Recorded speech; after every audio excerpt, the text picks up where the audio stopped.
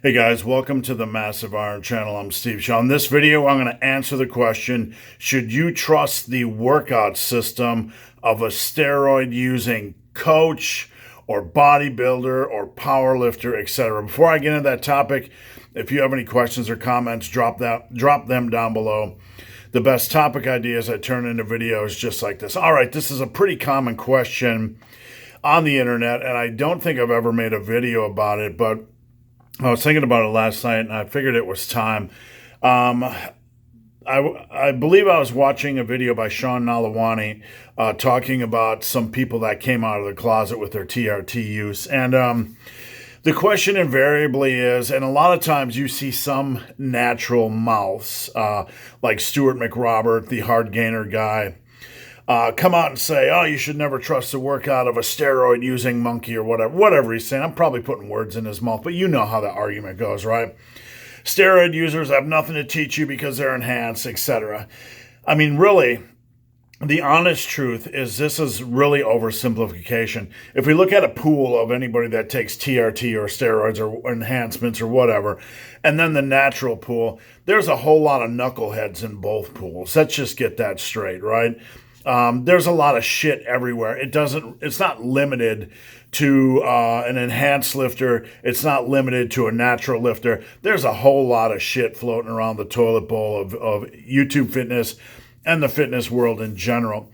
What we really have to do is look at information that's put out based on how it compares to what we know is scientifically viable, scientifically the standard, or the true pillars of success, the things I teach on this channel, right? And you're going to say, well, what are those? All right, so you have a good focus on compound movements, right? That's a given. You have to have a progression approach, get a lot stronger than you are now. You have to have a reasonable amount of volume. You don't seek some absurd, huge amount of volume. Your program's not stuffed with a lot of junk volume. And you're not seeking to do like one set per body part for the sake of just seeing how little work you can do. You need a reasonable amount of volume to create a reasonable amount of time under tension. So you have a good exercise selection, reasonable amount of volume, a progression approach. You're consistent with your training. You're consistent with your diet, blah, blah, blah. All right, those are the pillars that are pretty much involved with every person that's ever been successful, right? So when we look at a workout, it doesn't matter if it's from a steroid user or a natural user. We have to kind of figure out if it makes sense versus what we know is working for most people, or what we know is kind of the standard. So I really despise oversimplification, saying he's a steroid user, you can't trust his workout.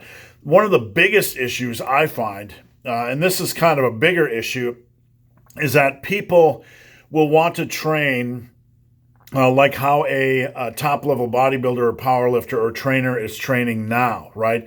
Oh, this CrossFit athlete, this top-level CrossFit athlete trains like this now. I should train like him. I know you all hate CrossFit, but it's just an example. Or this bodybuilder trains like this. This is his new system. We should train like that now, right? That's a big issue, because how someone builds their base isn't, how they train now isn't how they necessarily built their base. In fact, it's probably not how they built their base at all. So when we look at a workout system, we have to understand, who is it for? Is it appropriate? Does it have the pillars of success? Because a lot of times people will float out these workouts and you're like, is this for a beginner? Should a beginner or novice be using it? Probably not, right?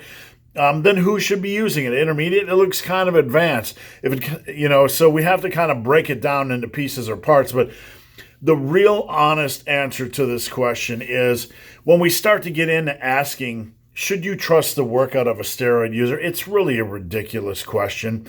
I mean, let's be honest, there's so many shit workouts coming from natural and non-natural in this industry. That shouldn't even be an issue, right? Most steroid users that I know, most hardcore bodybuilders, and I've met a lot of pros, I've trained with a lot of pros, they don't really train that much differently than I do, to be honest with you. And a lot of them are pretty fucking strong. So let's get that right. And you can say, well, that's just from steroids. But I've met some people that aren't very strong. Hashtag Jerry Ward. And so there you have it. But at the end of the day, try to be rational, try to be reasonable, try to think not just steroid user, natural user, try to analyze the workout versus what you know are the pillars of success, and just base it on that, because a steroid user's workout could be absolutely ridiculous or could absolutely be golden. Sometimes it's just random luck and what kind of shit they create, and if it happens to work well for everybody else. And sometimes what they are doing works well for them because the program has evolved based on their needs. But look, on the other hand, I've seen so many crappy programs from natural trainers. I mean, the crappy programs I've seen from natural trainers are generally far worse than anything I've seen on average, from seasoned steroid users. So that's my opinion. Let me know what you think. Drop a comment down below.